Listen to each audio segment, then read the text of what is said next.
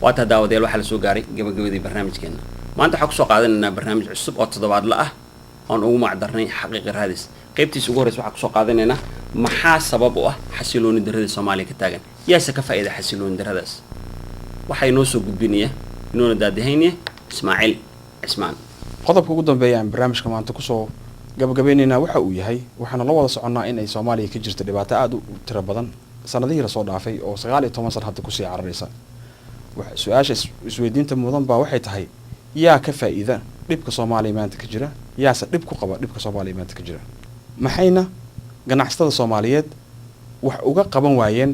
xasilooni darrada ka jirta dalkeena maanta waxaanu ognahay gobolada waqooyi bari iyo gobolka waqooyi galbeed intaba inuu ka xasiloon yahay gobolada koonfureed annagoo og inay ganacsatada Soomaaliyeed ku leeyihiin ganacsiyo badan wadamada dariska aan kor ku soo xusnay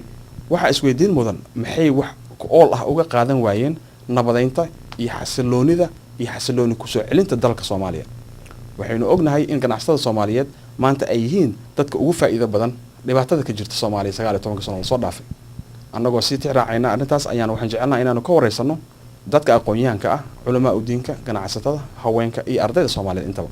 haddaba waxaan ka codsanayaa ummadda Soomaaliyeed ee naga daawata bartamaha.com iyo wargelin.com